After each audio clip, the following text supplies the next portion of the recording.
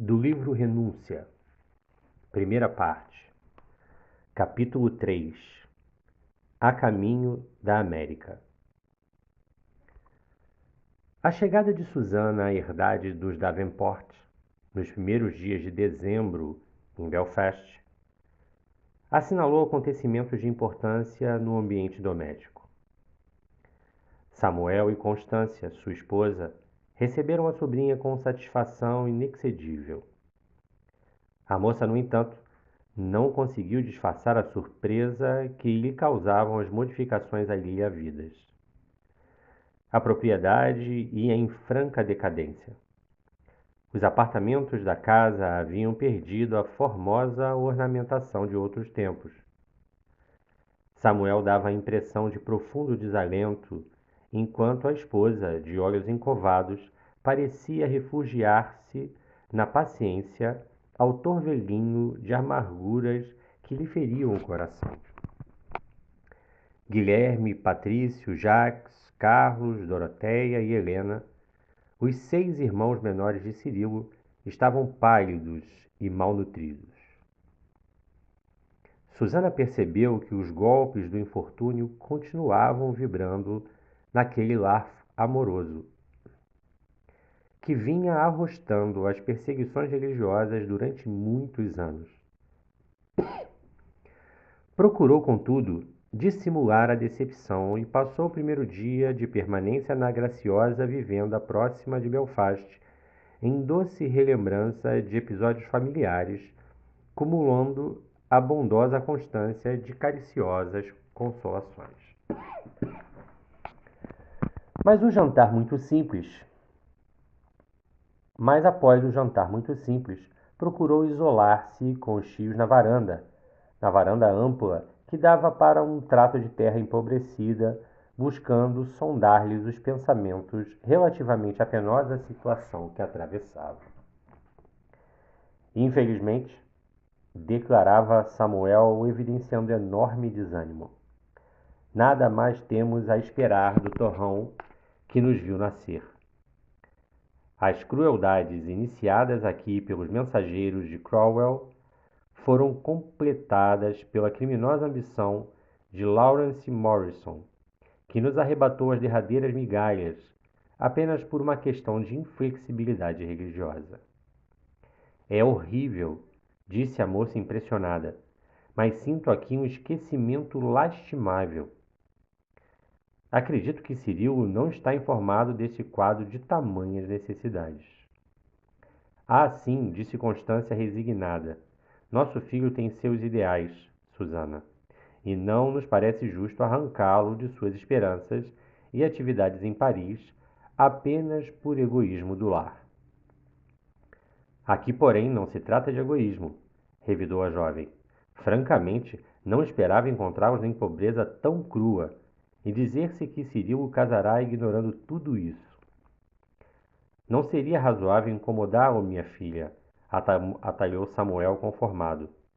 A carta de Jacques notificava-nos o acontecimento com profunda certeza de sua felicidade. Constituiria falta grave de nossa parte desviá-lo do destino venturoso junto da jovem escolhida. A moça esboçou um gesto de ciúme que passou despercebido e voltou a insistir. Considero, entretanto, que para todas as coisas há tempo adequado. Cirilo precisa conhecer essa angustiosa situação. Constância, muito carinhosa, lembrou comovidamente. Ora, Susana, creio não devermos perturbar nosso filho, senão em circunstâncias extremas. Quem sabe terás algum meio de nos socorrer sem que tenhamos de mandar a Paris qualquer notícia torturante. Muito poderíamos obter de tuas valiosas relações na Inglaterra. Muito sensibilizada com o apelo comovente, a jovem acrescentou com afetuoso interesse. Sem dúvida que não voltarei a Blois sem haver atendido às vossas necessidades. Tenho recados de Henriqueta para Londres e espero que as coisas sejam conciliadas a nosso favor. Não me conformo com essas crianças quase ao desamparo no quadro de infortúnio que estou a ver. e num gesto expressivo para Constância, perguntou com seu orgulho ferido: onde está o cravo que tanto a distraía nas noites de inverno? Que é feito das tapeçarias da baixela de prata? A bondosa senhora explicou num sorriso humilde: foram vendidos ao Sr. Gottfried quando Patrício e Doroteia estiveram atacados pela febre. O sítio do Linho foi alugado? Interrogou a moça com decisão. Lawrence Morrison moveu uma ação contra nós e fomos despojados desse terreno, explicou Samuel contristado. E os rebanhos? Não temos mais recursos em pastagens. Conservamos apenas alguns bois de serviço e algumas cabras. Isso é insuportável, exclamou a jovem assaz irritada. Em seguida, uma pausa mais longa, em que os três se sentiam em face de sério problema, Susana inquiriu com firmeza: que sugerem para que eu possa começar o trabalho de reivindicação de tantas injustiças? Samuel Davenport parou os olhos no horizonte embaciado do crepúsculo, meditou longamente e respondeu: minha filha, não desejaria acabar minha existência aqui, onde a lembrança da mocidade venturosa me agrava os terríveis desgostos. Nossa ilha está dilacerada pelas perseguições e nossa fé religiosa é irredutível. Não me sinto capaz de bajular os protestantes impiedosos e por esse motivo devo contar com as humilhações de toda sorte enquanto viver. Não suporto os ímpios ingleses e morrerei no seio de nossa amada igreja. Neste caso, venho sonhando ultimamente com uma vida nova na grande colônia da América, para onde se transferiram muitos dos nossos amigos expoliados. E, como experimentando outro ânimo, imaginando a soberba visão do novo mundo, continuou: lá se encontram os Taylor, os Dalton, os Harrison, os Richmond. Todos prosperam vertiginosamente e acreditam em Deus como entendem. Erguem capelas nos montes, criam rebanhos fortes à margem de rios fartos e de pastagens sempre verdes. Dizem, Susana, que por lá o céu é muito azul e que as flores povoam as estradas quase a todo o tempo. Favorecidas pela bênção constante de um sol ardente e amigo, Arquimedes Taylor, que voltou a Belfast o mês passado a fim de procurar alguns documentos importantes, visitou nossa granja e muito me animou a partir com a família.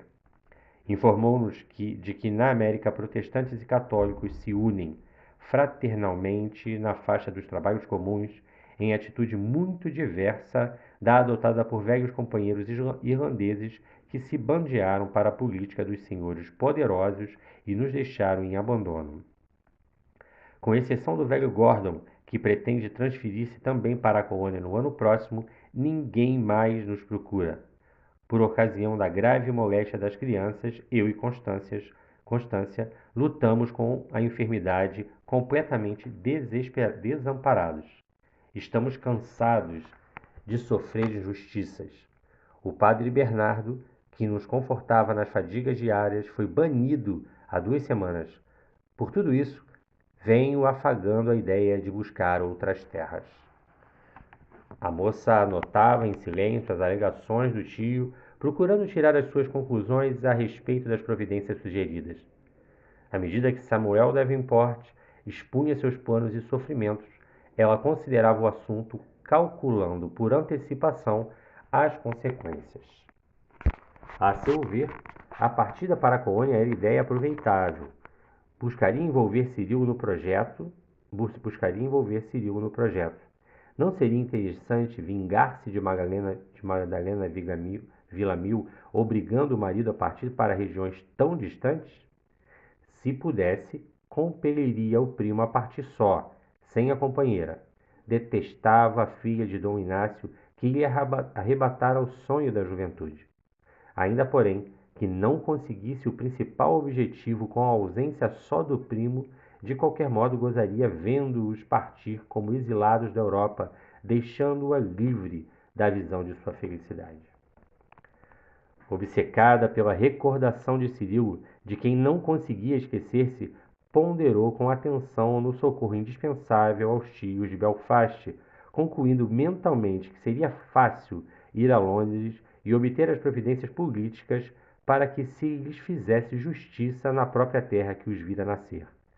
Mas, segundo suas convicções íntimas, não se encontraria oportunidade mais adequada para vingar-se. Madalena conheceria o peso da sua força cruel. Dominada por semelhantes sentimentos, a jovem de Blois sentenciou: seus planos, meu tio, são louváveis e lastimo sinceramente não poder acompanhá-los à colônia distante. As terras novas sempre me empolgaram a imaginação por sua riqueza e grandiosidade, de acordo com as notícias trazidas pelos corajosos conquistadores. Após o momento em que Constância e o esposo lhe seguiam atentamente os mínimos gestos, continuou: quais as providências iniciais para realizar nossos propósitos? Bastaria que alguém se interessasse por nós na corte, acentuou o tio com imensa esperança a rebrilhar nos olhos. Lord Arlington é hoje uma autoridade incontestável na política nova e, com a sua influência, poderá facultar-nos um título de propriedade agrícola na colônia. Isso conseguindo, venderíamos o que nos resta e escolheríamos a chamada região de Connecticut, onde pretende fixar-se o nosso generoso Gordon no próximo ano. Pois irei a Londres para esse fim, exclamou a jovem resolutamente. Não existe também um auxílio financeiro aos que partem? O governo da França costuma amparar as famílias que se dirigem para as regiões inexploradas. Na Inglaterra, os prestigiados por pessoas influentes também conseguem, às vezes, idêntico auxílio. Insistirei com as autoridades competentes para que recebamos o benefício. Se Lord Arlington não dispuser de elementos com que me possa atender, recorrerei à própria coroa. Os tios carinhosos entreolharam-se com viva satisfação, como quem recebia o socorro longamente esperado. Resta saber, prosseguia a sobrinha resoluta, como e quando se dará a partida de Abraão Gordon com os seus. Visivelmente confortado, Samuel Davenport explicou: creio que a viagem se fará na segunda quinzena de julho do ano próximo, e o capitão Clinton fornecerá passagem nos seus barcos a preços módicos. Entretanto, em suas experiências do mar, ele exige que cada família apresente 3 homens válidos para cooperar nos trabalhos da travessia. Acredito, pois, que encontraremos certas dificuldades tão só para atender a essa exigência, porque não me sinto muito bem de saúde e o Guilherme agora é que vai completar os 18 anos. E Cirilo? Interrogou Susana admirada. Naturalmente não será possível isentá-lo do cumprimento desse dever. Constância careteou como quem não desejava perturbar o filho, mas Samuel obtemperou. Pensei mesmo em convidá-lo a partir conosco, mas o casamento talvez lhe haja imposto outros projetos definitivos para o futuro. Susana refletiu um instante, ocultou os verdadeiros sentimentos que nutria sobre a rival e murmurou: Madalena Villamil é boa moça e compreenderá as nossas necessidades prementes. Sem dúvida, acompanhará o marido e, dado que o não possa fazer, nem por isso o impedirá de cumprir o dever filial. Tenho absoluta certeza de que conseguirei os títulos de posse em Londres e, enquanto iniciamos as providências, poderão escrever a Cirilo expondo-lhe a situação com franqueza, dizendo-lhes convir aqui esteja em abril, para inteirar-se do assunto e preparar-se convenientemente para a viagem em julho. Até a primavera terá gozado bastante a sua lua de mel e não é muito se lhe peça o comparecimento em Belfast daqui a 3 ou 4 meses. Depois de ligeira pausa acentuava: e é justo, não esqueçamos de escrever igualmente para Blois. Em seu profundo potencial psicológico, estava certa de que Cirilo não deixaria de aconselhar-se com o tio e concluía: conhecemos o ascendente de papai sobre a índole caprichosa do primo, e faz-se necessário que ambos conheçam o caráter urgente das decisões a tomar. Constância, jubilosa, admirava o poder de resolução da sobrinha e falou satisfeita. Deus nos ouça, porque já comentamos o assunto como se tudo estivesse providenciado com inteira segurança. A senhora não duvide, esclareceu a jovem. Não descansaremos até que todas as coisas se resolvam. Essas crianças, e designou com um gesto o interior da casa, onde os meninos brincavam em alvoroço, hão de crescer numa vida nova. É impossível que dobremos a cerviz ante o cerco da miséria. Em muitos casos, a resignação deixa de ser virtude para tornar-se inimigo cruel. Em seguida, quando o véu da noite se fechara de todo, transferiram a conversação para a sala espaçosa do fogão de inverno, onde Samuel, muito depois de se haverem recolhido a sobrinha e a esposa, ainda permaneceu largo tempo a meditar, como se conversasse com as achas ardentes daquela amada lenha do Ulster, que encerrava para o seu espírito um escrínio sagrado de inesquecíveis tradições. Somente após o ano bom, Susana se dirigiu para Dublin, onde tomou uma embarcação que saía do canal de São Jorge com destino aos portos da Mancha. Partia em busca das concessões de Londres, interessada e esperançosa, depois de haver orientado os tios com relação às missivas endereçadas a Paris e Blois. E assim, em fevereiro de 1663, as cartas de Belfast mudavam as perspectivas entre os cônjuges venturosos. Cirilo leu emocionado a carta paterna que lhe falava dos enormes prejuízos e infortúnios experimentados e da resolução de partir para a América em procura de valores novos, suplicando o seu amparo filial em tão graves circunstâncias. Insistia para que o acompanhasse na viagem, ainda que não pudesse transferir-se definitivamente com a jovem esposa para o Novo Mundo. Calculava que bastariam alguns meses de cooperação e poderia voltar e reassumir as obrigações que retinham na capital da França. Samuel sugeria carinhosamente que a esposa o acompanhasse na longa viagem empreendida para a tranquilidade de todos.